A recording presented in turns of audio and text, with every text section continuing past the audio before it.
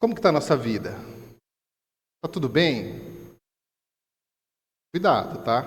Pode ter umas pegadinhas aí. Todo mundo está cheio de grana no bolso, só alegria.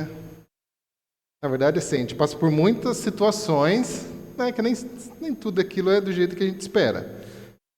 Né? E aí as pessoas, em função disso, elas começam a procurar alguma coisa para mudar daquela situação. Né? E todo mundo quer ter... Agora tem que ir aprendendo aqui.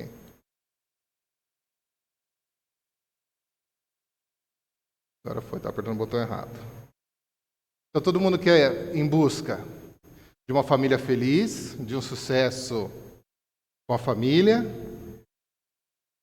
ter uma família alegre, uma família, né? Para vocês ainda vai demorar um pouquinho, né?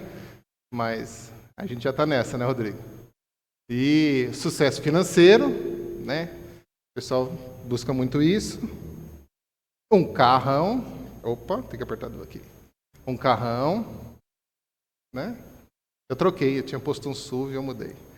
Um carrão. Viagem. Olha aí. Quem não quer? Paris, Porto de Galinha, Natal.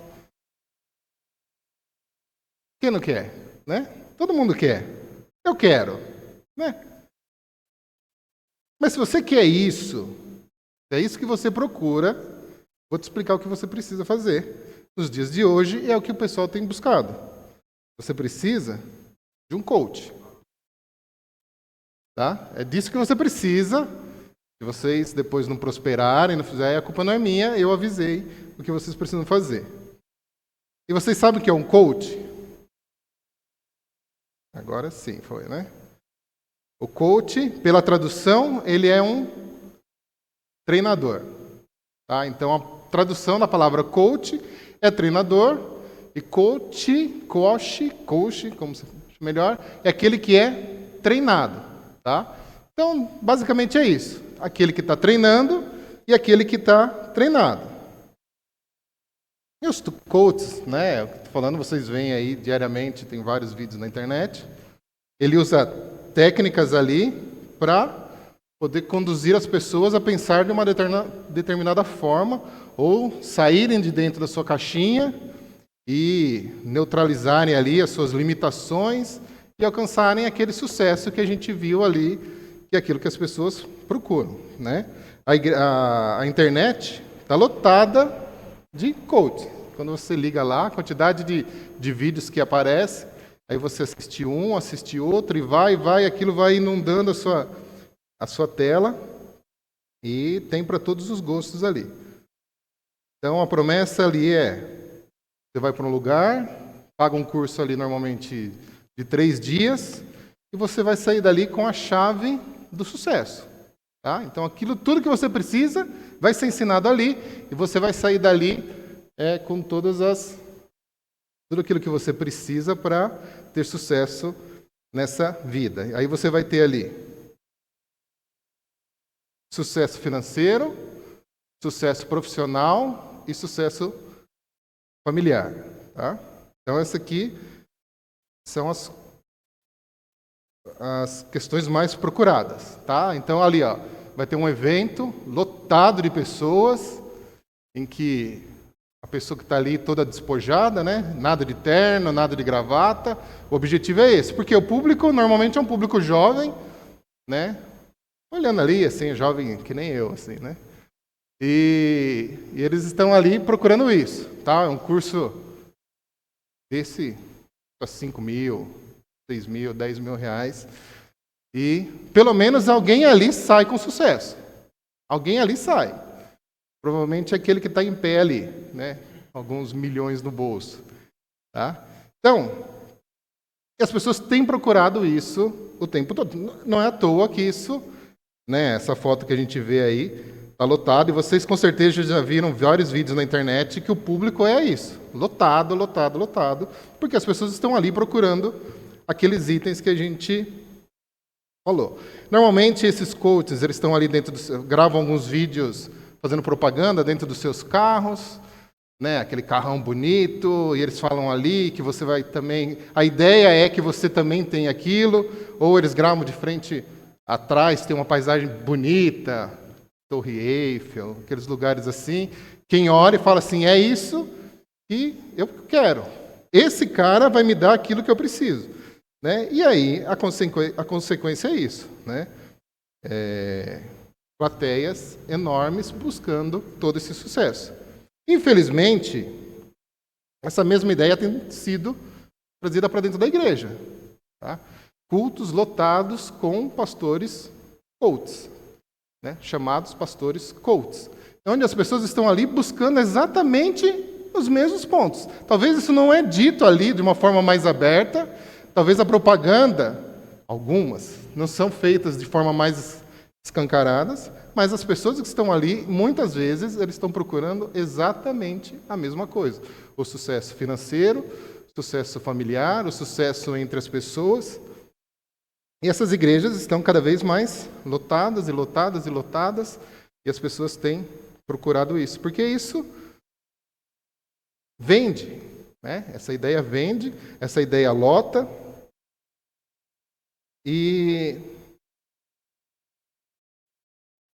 eu fico pensando, às vezes, eu até trouxe no finalzinho, eu ponho 2 cortezinhos, né? Não vai ter o vídeo, é só o áudio de 2 mensagens, da forma com que esses pastores falam, né?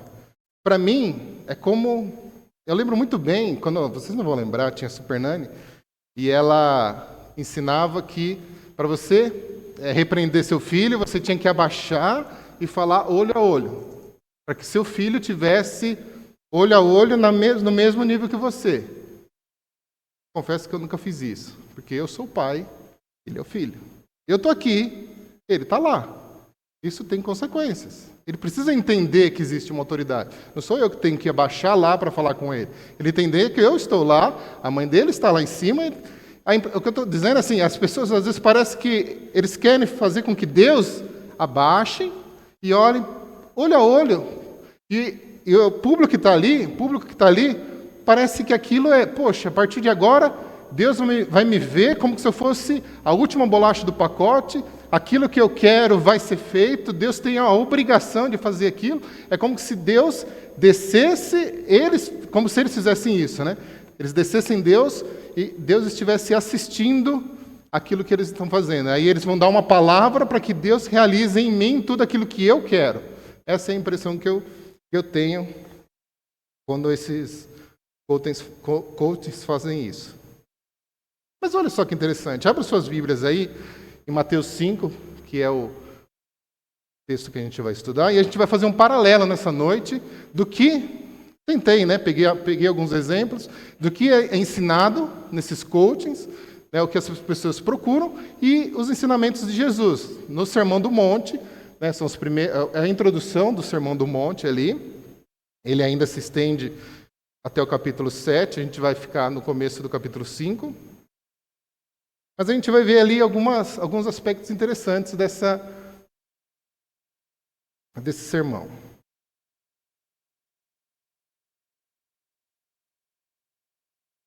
Olha só. Olha que interessante. Alguém lê para mim o versículo 1 e o 2.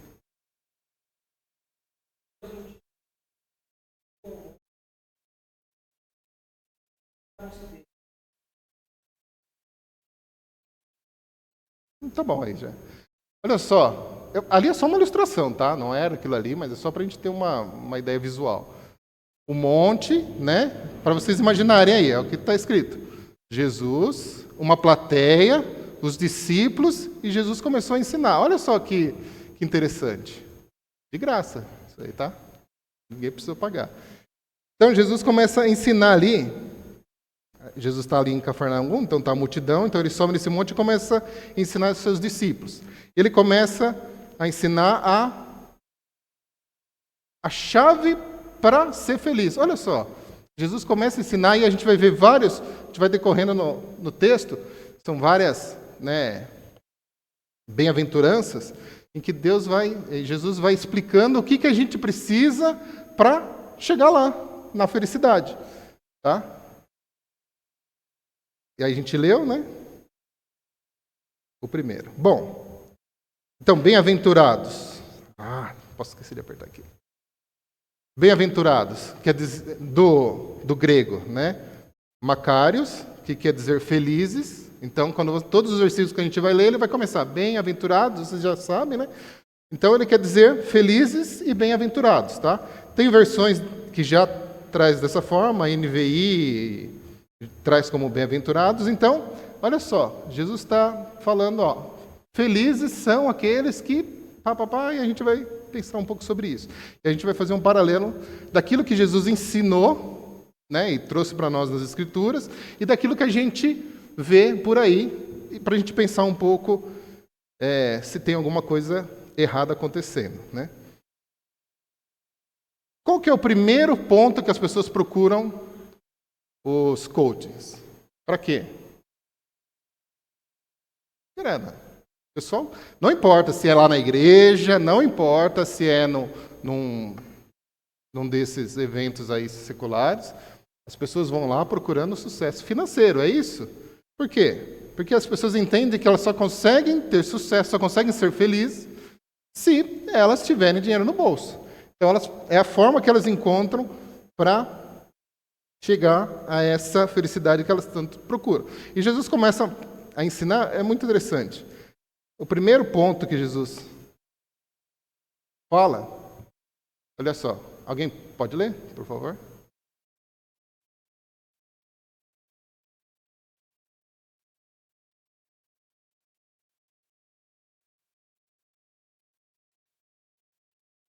Não, é que lá em cima ficou errado, perdão.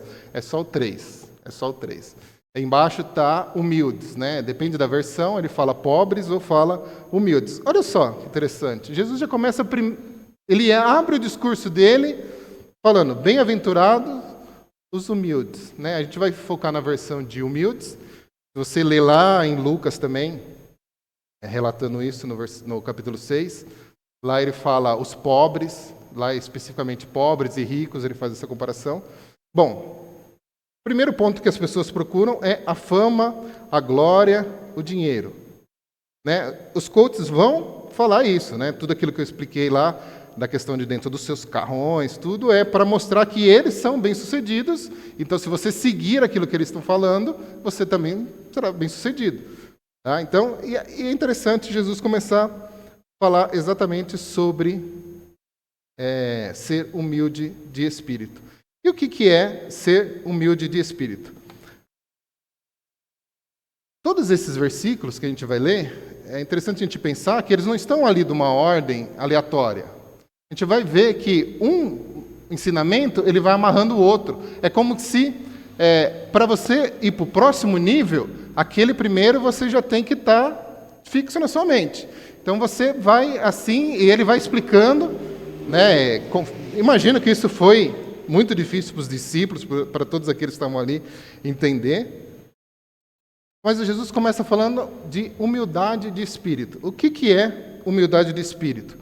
É como se você esvaziasse o seu próprio eu para que você pudesse, assim, ser feliz. Olha só, ao invés de você buscar alguma coisa, ao invés de você ter alguma coisa, Jesus está falando assim, para você ser feliz, você tem que esvaziar o seu eu. Você tem que estar totalmente despido daquilo que você quer, daquilo que você é, daquilo que você busca, para aí sim você ser alimentado daquilo que ele vai ensinando para frente.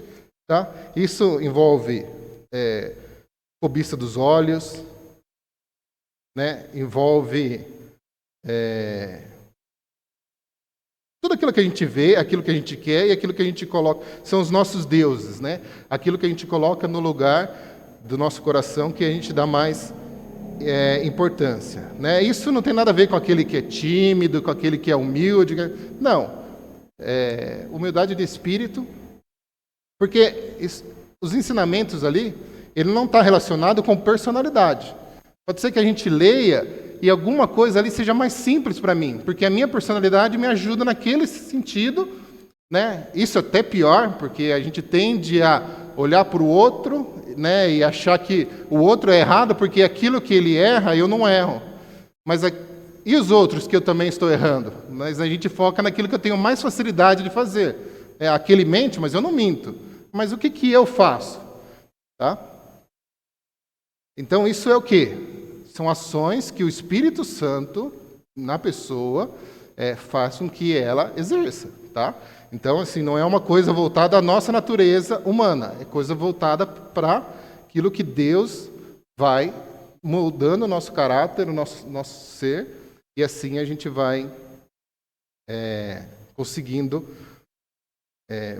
ser feliz. Tá? Então, nosso primeiro ponto aí foi ser humilde. Né? O versículo que a gente leu foi o 3. Então, já é totalmente oposto àquilo que os coaches ensinam. Próximo. O que as pessoas têm buscado também? Diversão. Também tem que ter diversão. Também tem que ter a festa. Né? E os coaches vão ensinar isso. Para você ser feliz, o que o Neymar faz lá para mostrar todo o seu poder, sua fama? Festa. Uma festa atrás da outra. E aquilo sai nos jornais, sai na TV, e é final de ano, é isso, é aquilo, e festa na casa dele. É isso que os coaches vão te ensinar. Para você ser feliz, para você ser bem-aventurado, você tem que ter diversão na sua vida. Que graça tem se você não tiver isso? Né? Dar risada, sucesso, muitos amigos, bebidas, mulheres. Olha só, vou usar o Neymar como exemplo. É a vida do Neymar.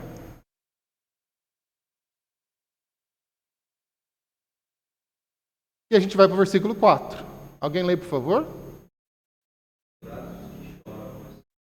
A última coisa que você vai ouvir é falar sobre choro. É proibido falar sobre choro. É como se chorar fosse algo proibido nos dias de hoje. Aquele que chora é aquele que tem algum problema espiritual, aquele que não lê a Bíblia, aquele que está com algum problema. O problema é ele. Não pode falar sobre chorar nos dias de hoje. Né? Você tem que falar sobre alegria, felicidade, sobre coisas boas. E eu te pergunto, o seu pecado já te trouxe arrependimento? Você já chorou pelo seu pecado? Faz tempo que você não chore? Talvez é bom a gente pensar um pouco sobre isso. Porque o pecado nas nossas vidas é algo tão triste, algo tão doloroso, que ele não pode trazer outra coisa para nós se não for tristeza, se não for choro, né? Se não forem lágrimas físicas, serão lágrimas de dor, de sofrimento. Então, assim, por que não falar sobre choro? Por que não falar sobre esse sentimento que quando a gente chora, a gente está sentindo? Lá na versão, lá em Lucas falando, ele faz um paralelo diferente. Ele fala assim, ai de vocês que agora riem, pois haverão de se lamentar e chorar. Ele inverte. Assim, aqui bem-aventurados os que choram, porque serão consolados. Lá, Lucas fala assim, ai de vocês que agora riem, pois haverão de se lamentar no futuro. O nosso pecado é algo que tem que nos fazer tristes, né? Todo mundo fala que, como que é aquela frase lá? Dinheiro não traz felicidade. Eu digo que, vou dar uma de Cláudia, as pérolas. Pecado não traz felicidade. Pecado não pode trazer felicidade. Não tem como o pecado trazer felicidade na vida de alguém. Se for para escolher entre rir no pecado e os prazeres da carne, escolha chorar no arrependimento, pois esse choro o levará a Deus. O filho pródigo, enquanto ele ria, só teve destruição. Só teve destruição na vida dele. Concorda? Enquanto ele estava lá, desfrutando tudo aquilo que o mundo dava, todas aquelas alegrias que o dinheiro dele pôde pagar, só trouxe destruição. A partir do momento que ele chorou, a partir do momento que ele olhou para aquele pecado dele, que ele olhou para a situação da vida dele, ele se lamentou, a vida dele começou a mudar, ele se arrependeu e foi exaltado. Os coaches nunca vão falar isso. Posição 3, vamos voltar ao passeio? Lição 3. Posição. Para ter sucesso, você tem que ter posição, certo? Quem de sucesso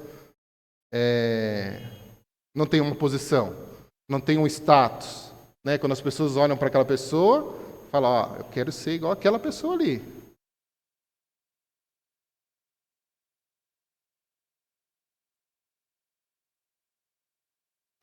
A posição, ela expressa o poderio das suas habilidades. Aquilo que você faz, aquilo que você é, aquilo que você pode ser frente às outras pessoas e aquilo que representa o sucesso. As pessoas olham para aquilo, se encantam e falam, isso também é uma coisa que eu quero. Mas, olha o que Jesus fala. Alguém lê, por favor?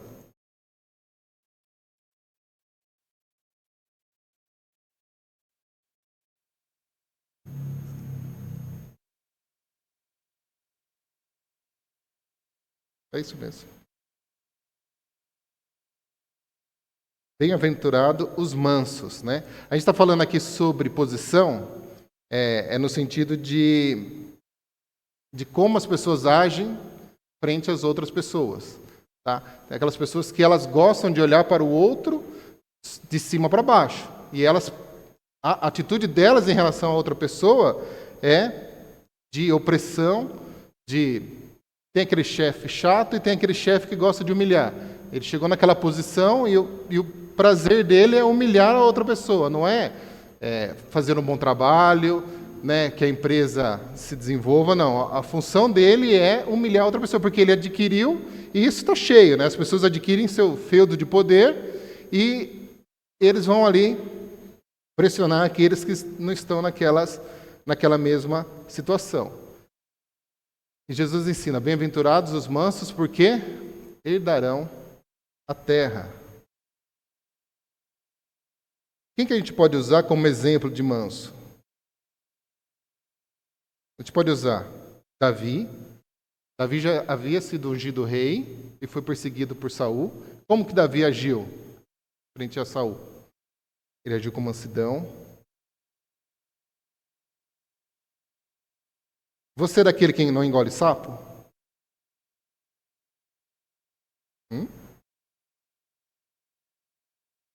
Eu não engulo sapo. Eu não levo desaforo para casa. A última palavra tem que ser minha. Eu não estou falando da esposa, tá? Lá é diferente, em casa é diferente. Você é daquele que não engole sapo? Tem gente que abre mão do emprego porque não engole sapo. Às vezes você vai passar por uma situação que eu mesmo citei, de humilhação, enfim, isso é coisa que a gente, né, tem que observar. Mas às vezes a gente tem que entender que a gente está ali para fazer nosso trabalho, a gente vai engolir sapo, e a geração de hoje em dia não engole sapo. A geração de hoje em dia se não está bom eu troco, se não está bom eu mudo. Está muito difícil, aqui está muito difícil, esse serviço aqui é muito difícil, mas o que aconteceu? Eu tenho que trabalhar. Eu tenho que trabalhar, eu tenho que acordar cedo, eu tenho que trabalhar, eu tenho muito trabalho. Aí meu chefe me pressiona. A gente tem que tomar cuidado, né? A vida nossa é de engolir sapo. Felizmente, isso nos torna fortes, tá? A gente vai ouvir, pode não concordar, mas a gente vai falar, tá bom, é assim que eu vou fazer, você volta para a sua mesa e faz.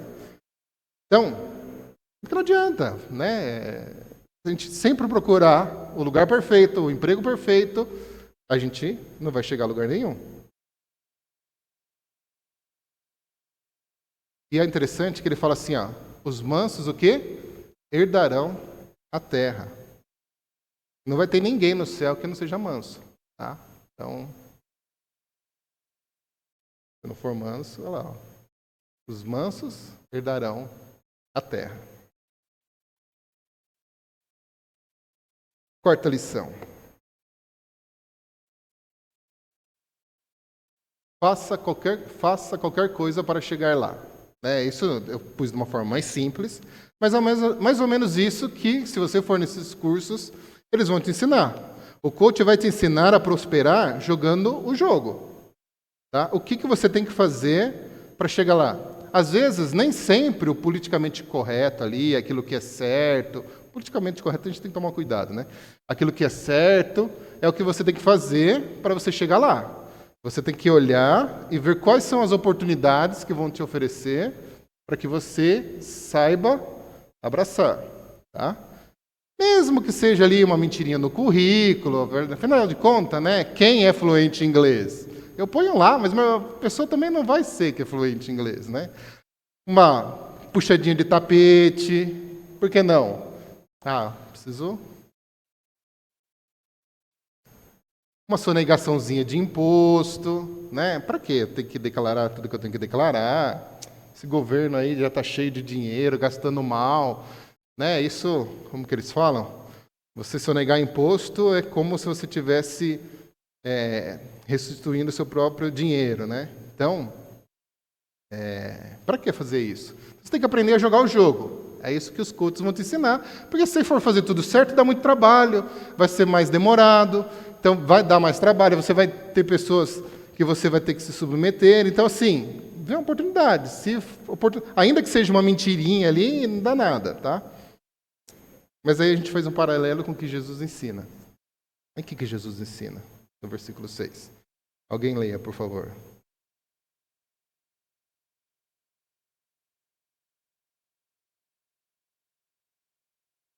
Bem-aventurados que têm fome e sede de justiça, porque serão satisfeitos.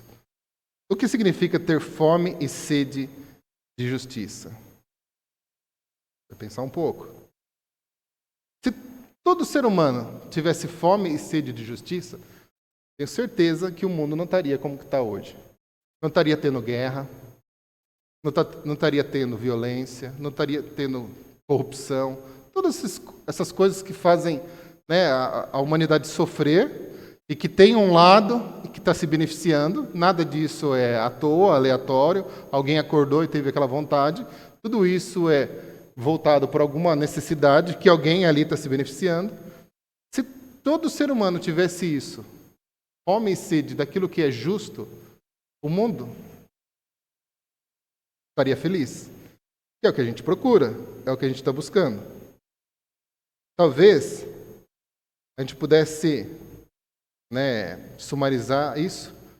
Tem tanta coisa nesses versículos, tem mais de uma mensagem para cada versículo. A gente não vai conseguir fazer isso, né, explicar dessa forma. Eu falei para a Tata, estudando, mas não tem como você estudar as bem-aventuranças e não ser transformado. É uma coisa assim tremenda, profunda. Então, e a gente teve que sintetizar tudo aqui para poder explicar, que são várias, né? Mas eu vou trazer assim, né, a ideia central, tá? Mas a partir daí tem muitas outras coisas que vocês podem ouvir que vão estar, né, também de acordo. Mas uma lição que a gente pode tirar é: ter fome e sede de justiça é você esvaziar o seu próprio eu também, né? Você não, na verdade, é você se ver livre do eu, aquilo que eu quero, o que eu vou fazer em prol daquilo que tem que ser feito da forma certa, daquilo que tem que ser feito da forma correta, né? A gente não faz só o que a gente quer, infelizmente. A gente faz o que precisa ser feito. Esse é o nosso papel. Essa é a nossa obrigação. Seria bom, até no serviço, a gente tem serviços legais e serviços chatos. Aí você olha e vai procrastinando aquilo que é pior e vai deixando. Aí você, agora eu tenho que fazer isso. Aí você faz. Por quê? Tem coisa boa e tem coisa ruim. E você tem que fazer. Na vida é assim. Na vida você tem que fazer aquilo que é bom, aquilo que é fácil, aquilo que é... Mas o que você tem que fazer? Aquilo que é certo. Nós, como crentes, fazemos aquilo que é certo. Fazemos aquilo que é de acordo com a vontade de Deus. A gente cantou uma música aqui, bonita, não conhecia, se a gente já cantou, não lembrava, falando sobre sede, né? Saciar a sede. E ter fome, e ser saciado, ser satisfeito, é algo que você se alimenta. A fome ou a sede, depois que você come, bebe, você fica satisfeito, certo? Você nunca mais vai comer na vida. É algo constante. Então você se alimenta, aquilo vai suprir as suas necessidades, você vai ficar satisfeito, mas aí você precisa fazer o quê? Você precisa se alimentar de novo, e assim vai. Não, é um crescer diário e constante, é uma ação. Por isso que eu falei, não foi ensinado assim de forma aleatória. É uma ação constante. Você faz, você se preenche, você se alimenta, mas aí você põe aquilo em prática, aí você precisa de novo se alimentar, pôr em prática, e assim vai. É uma ação constante.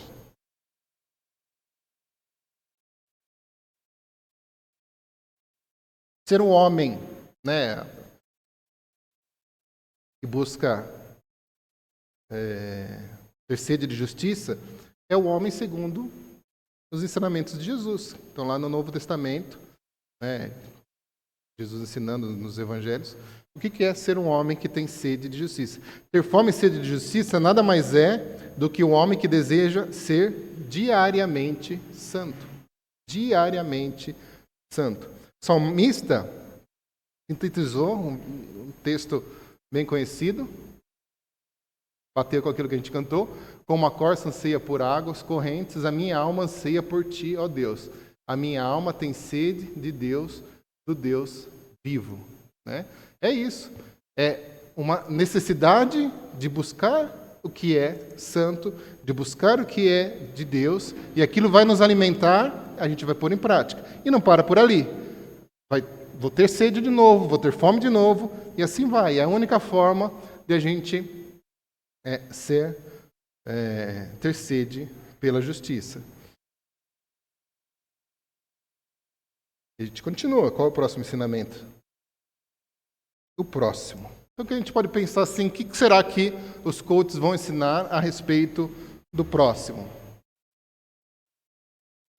Muitas vezes eles vão falar assim, não gasta muito tempo, não, com o próximo, porque ele está te atrapalhando. Se você ficar só olhando ali, você tem que gastar tempo, energia com aquelas pessoas que não evoluem junto com você, você não vai prosperar, porque essa pessoa está tirando de você a sua energia que você está gastando em você mesmo.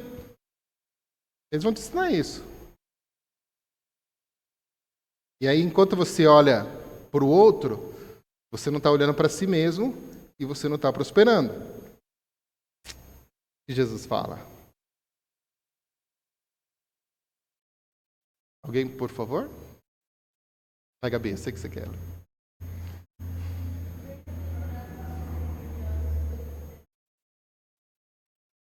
Ser misericordioso. Interessante.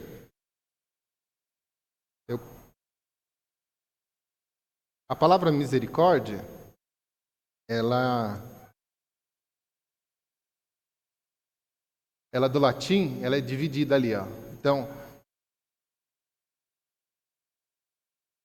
é a conjunção, né, de duas palavras, né? Miseratio, que é compaixão, e cordes, coração. Então, é uma compaixão de coração. Tá? Então, misericórdia, pela palavra, é compaixão de coração. Jesus está chamando a atenção dos discípulos para que eles tenham um coração misericordioso, né? Um coração que olhe a miséria alheia, olhe a miséria do próximo, e se compadeça daquele. Mesmo que você tenha que gastar energia, tempo e tempo com aquela pessoa. Isso que é ser misericordioso. Misericordioso é ter perdão para aqueles que precisam. É falta de misericórdia também aquela pessoa precisar do seu perdão e você não liberar perdão para a vida daquela pessoa. Né? Afinal de contas, a gente nunca foi perdoado, para que vai perdoar alguém? Né? Uma grande ilustração no Novo Testamento sobre misericórdia, vocês vão lembrar também, é a parábola do bom samaritano. Se lembram bem? Ali tinha um homem que tinha sido pego por assaltantes, ninguém deu atenção a ele, mas o samaritano que passou ali, o que ele fez? Ele parou, olha só, ele tinha um objetivo, ele estava viajando, tinha horário para chegar? Provavelmente sim. Ele tinha um compromisso lá? Provavelmente sim, senão ele não estaria indo. Mas ele parou tudo que ele estava fazendo e foi ali gastar tempo com um desconhecido e teve misericórdia. É parar, olhar para aquela pessoa e ter misericórdia, inclusive daqueles que estão perdidos. Digo não, né? Principalmente para aqueles que estão perdidos. Se a gente não olhar para o perdido e não ter misericórdia deles, a gente está pecando. A gente tem que ter amor, a gente tem que falar do Evangelho para aquele que ainda não recebeu. Isso é falta de misericórdia. Você tem a pessoa, muitas vezes é nosso amigo, muitas vezes é nosso parente, e a gente está deixando de ter misericórdia para a vida deles porque a gente não está falando do Evangelho para eles, que é a nossa missão. E aí isso a gente tem que gastar tempo, tem que gastar os nossos esforços e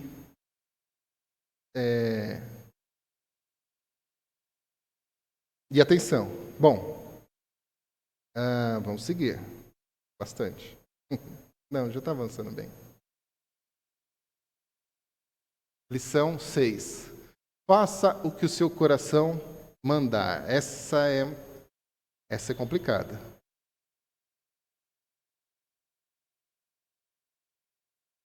Alguém leia, por favor?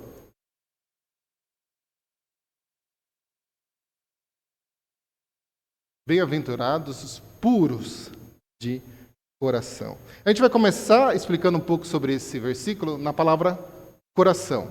Tá? Então, coração, se a gente olhar os ensinamentos de Jesus, Jesus o tempo todo ele ensina com essa ideia de mudança do coração. É uma transformação do homem que começa no coração. Não é uma transformação de aparência, não é uma transformação. Quando Jesus vai ensinando, ele vai explicando, ele sempre está focando o coração dos discípulos para que os discípulos mudem primeiro lá dentro e assim saia. Isso é claramente, né, é visto, porque qual que era a situação da época? Tinha os fariseus. Os fariseus eles tinham uma atitude legalista, uma atitude de aparência, uma atitude de zelo pelas escrituras, só que não era no coração, era em atitude, era em fala, era em gestos. E Jesus olha para aquilo ali, que eram as pessoas como referência, e fala e pensa e fala assim: a atitude é no coração, é lá que nasce a mudança. E aquela mudança transforma a própria pessoa, e aquela pessoa coloca aquilo para fora, e ela vai ensinando, amando e assim fazendo aquilo que é a vontade de Deus. Então, os puros de coração é aquilo que começa lá dentro. Se a gente pegar um copo, agora falando sobre pureza, se a gente pegar um copo e ir ali fora, no dia que está chovendo, pegar aquela água e a gente tira ali de cima aquela sujeira, aquela coisa física ali, mais sólida, uma folha, uma sujeira que está ali boiando, a gente tira. A gente já pode beber? A gente já limpou aquela água? Não. Puro, a pureza é a pureza pelo completo. A água não vai estar limpa só porque você tirou a sujeira de cima dela. É uma mudança completa da água. A água só vai estar pura se ela for uma água potável, uma água tratada, uma água que ela foi totalmente deixada em condições para se beber, ainda que você olhe para ela e veja que ela tá limpinha, tá clarinha, beleza, não, tá limpa, estou olhando, tá limpa. Não é isso. Né? Pureza, a água precisa de uma transformação de dentro. Tá? E, por último, né, dividindo as palavras ali, sobre ver Deus. Ainda falando sobre o coração, pus mais um versículo aqui. Olha só que interessante. Mateus 15, 19. Pois do coração saem os maus pensamentos, os homicídios, os adultérios, as imoralidades sexuais, os roubos, as falsas testemunhas e as calúnias. Tudo nasce aqui, ó. Não tem um pecado que não tenha nascido antes no coração. Né? Primeiro a gente pensa, primeiro a gente deseja e a gente vai e executa. É isso que Jesus está ensinando. Então, ele termina falando sobre ver a Deus. Né? O que será que é esse ver a Deus? Né? A gente não tem muitas evidências na Bíblia sobre como será esse ver a Deus, se vai ser algo que a gente vai ver fisicamente, ou se é algo, né, de outra forma. Tem alguns versículos que sugerem de um jeito, sugerem de outro. Mas, independentemente de como seja, a promessa é: se nós formos tementes a Deus, nós iremos ver Deus. Essa é a promessa que está aí. Eu nem fiz um paralelo com o que os coaches possam dizer, porque o que pode ser mais importante do que ver a Deus? Qualquer coisa, né? Então, isso eu nem vou colocar um exemplo.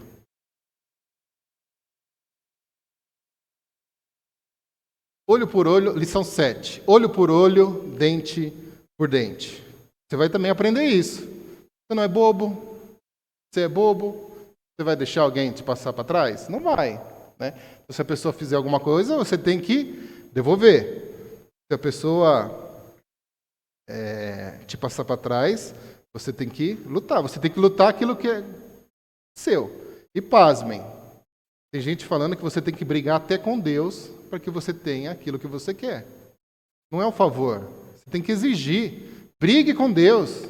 Levante sua voz, grite com os céus. Porque Deus tem que te ouvir. Lembra que Deus está ali, ó, no mesmo patamar. Deus não está lá, né, na sua glória. Então, eu já ouvi isso. Talvez alguns já tenham ouvido isso. Você tem que gritar, você tem que exigir. É o dever de Deus fazer aquilo que você quer. Então, é isso. Você é filho amado. Você recebeu a promessa.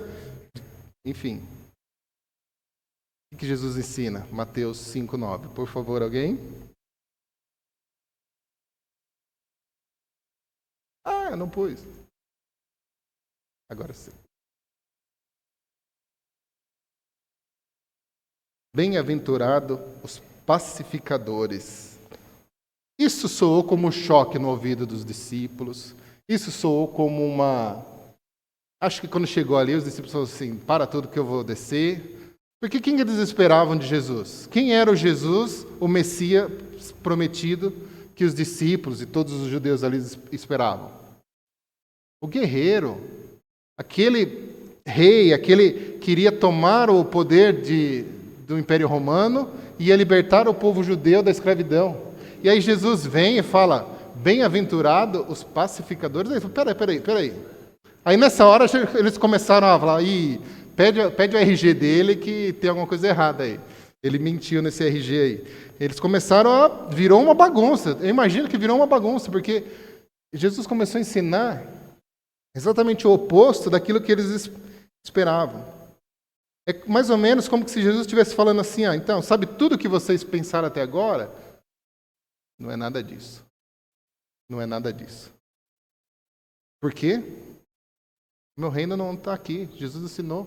O reino de Deus, o reino de Jesus não era esse. Não era aquele, tirando o povo judeu do Império Romano. O reino de Deus, o reino de Jesus é nos céus. E é para esse reino que ele está convidando os discípulos. É para esse reino que ele está falando assim: seja pacificador, porque vocês serão chamados filhos de Deus. Aquele que é pacificador, ele vai ser chamado de filho de Deus. Aquele pacificador é aquele que procura paz, né, o tempo todo. É aquela pessoa, que eu falei, isso não tá, tem aquela pessoa que é mais tímida, aquela pessoa mais contrita, que ela evita discussão, não é isso, né? Não está ligado à personalidade. Mas é aquele que olha para uma situação e pensa: o que eu posso fazer para melhorar isso, para resolver essa situação de uma forma correta, né? Isso não tem nada a ver também com omissão. Às vezes as pessoas se omitem elas têm um dever, elas têm uma função como os pais, né? Os pais têm um dever de corrigir os filhos, eles têm um dever de ensinar. Os pais não podem se omitir. Quando os pais se omitem, ou quando uma pessoa se omite, ela gera o caos, porque ela tem uma função e que ela não está desempenhando. E aquilo vira um caos, tá? Não é isso. Pacificador é aquele que quer que as coisas sejam resolvidas da forma correta e ele vai ter uma atitude da forma correta para que aquilo seja feito de forma santa, de forma pura.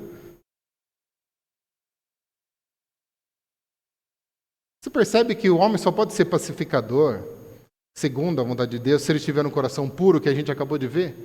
Olha como os versículos eles vão se amarrando e eles vão agregando conhecimento e falando assim, ó, parece que você vai subindo um degrau atrás do outro, né? O final é melhor, tá? Não vou falar, mas o final é o menor. Vamos seguir. O melhor está por vir. Já chegou no melhor? Bom, então vamos ver o que a gente fala aí. A gente vai ler agora. Aí. A gente vai ler agora do 10 ao 12, porque o 11 e o 12 eles são um complemento do 10, tá? Então ele faz a amarração. Então eles entendem, os autores, eles entendem que na verdade é um conjunto, é uma explicação da mesma coisa. Por favor, alguém leia.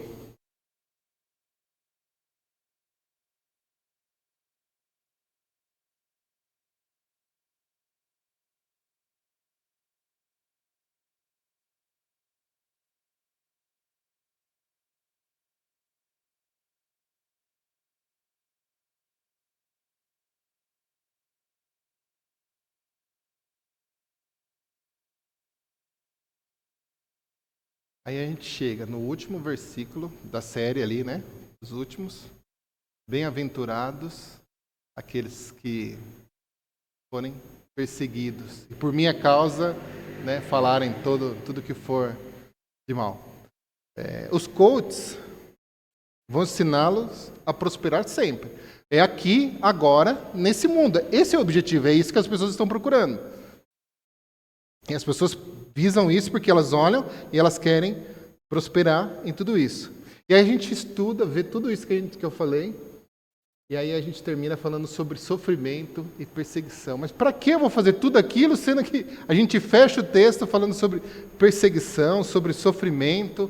Depois de você ter feito tudo aquilo que eu falei, o resultado vai ser esse, de perseguição, sofrimento. Mas, Vanas, do que você está falando?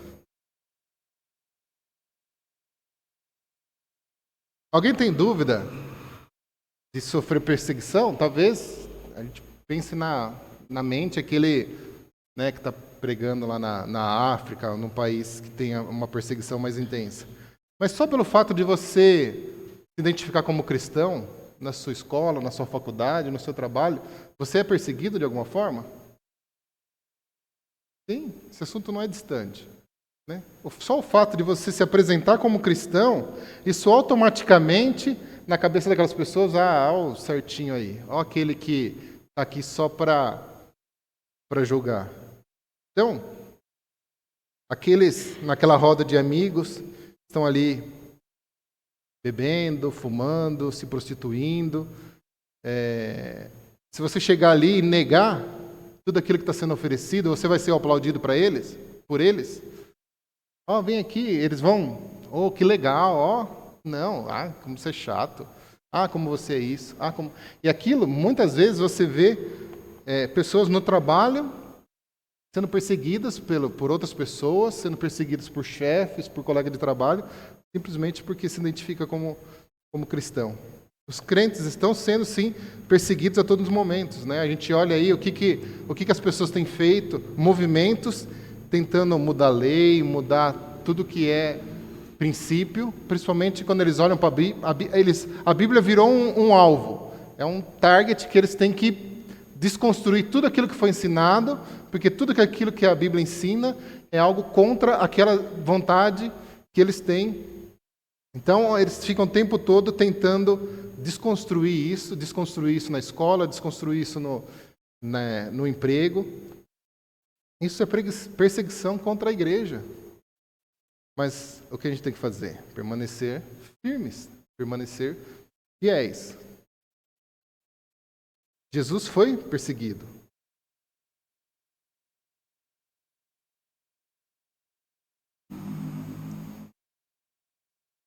Para a gente encerrar essa ideia dos coaches, né? Eu trouxe isso porque esse é um movimento crescente, esse é um movimento que as pessoas têm buscado, principalmente no meio evangélico agora, pessoas buscando igrejas que têm essa mensagem coach.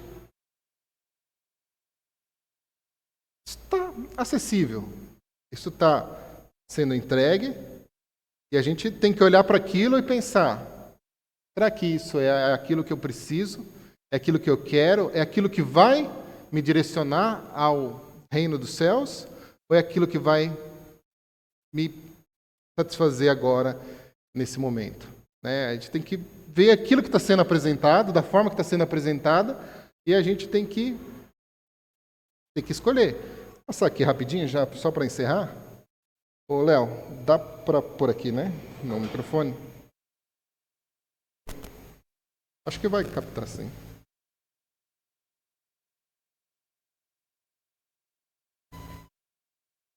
Duas mensagens. Quotes. Cadê?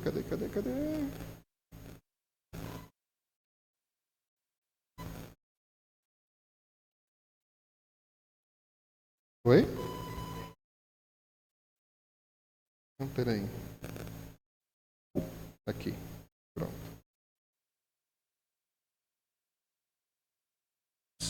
16:3 diz o seguinte: consagre ao Senhor todos os teus sonhos e você será bem-sucedido em todos eles.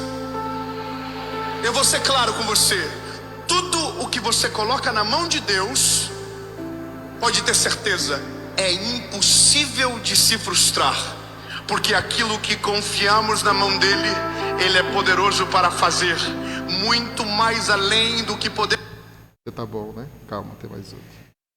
Eu queria pregar isso, tá? É muito mais gostoso, muito mais fácil.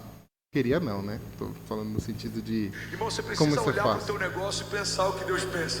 Pai, o Senhor é o Deus da provisão. A tua palavra diz que o Senhor é o dono do ouro e da prata. Eu preciso de tão pouco para romper, mas eu não vim aqui te pedir como favor. Eu vim aqui, Pai, acessar a minha herança. Eu sou o teu filho e eu tenho, Pai, liberdade para acessar tudo que eu preciso. A tua palavra diz que o Senhor nunca viu um justo mendigar o pão ou sua descendência passar fome.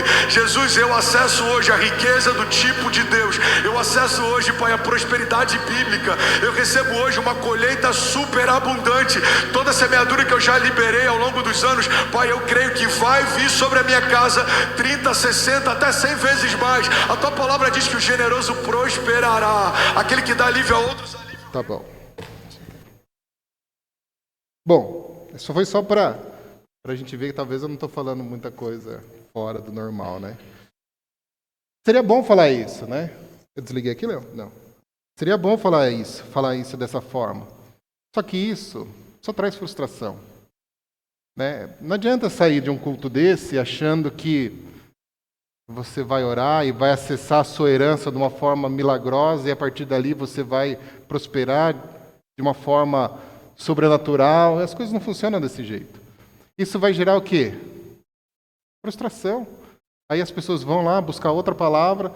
Eu não quis pôr o vídeo para não dar ibope para as pessoas, mas focaliza as pessoas que estão ali, elas estão chorando, estão todas emocionadas. O pastor até dá aquela engasgadinha, aquele nozinho na voz ali, para provocar esse sentimento. Isso pode até dar ideia de um reino aqui, aquilo que está aqui. Mas o nosso foco é aquele lá no céu. Jesus foi ensinando todos esses versículos, ele viu essa necessidade e foi ensinando aquilo para os discípulos e é interessante ele usar bem-aventurados, que é feliz. Feliz, a única forma de você ser feliz é seguir os ensinamentos de Jesus. Não tem como ser diferente. É fácil? Não é fácil. Muitas vezes não é fácil. Porque não está ligado com aquilo que é minha personalidade, é aquilo que é um praticar diário. Se alimentar da palavra, estudar, procurar fazer aquilo que vem do Senhor. E a nossa recompensa não vai ser essa, aqui. Talvez o carrão, talvez a viagem. Vai ser bom se a gente tiver isso. Misericórdia de Deus. Mas a nossa recompensa é lá no céu. E lá no céu, nada disso vai ter valor. Amém?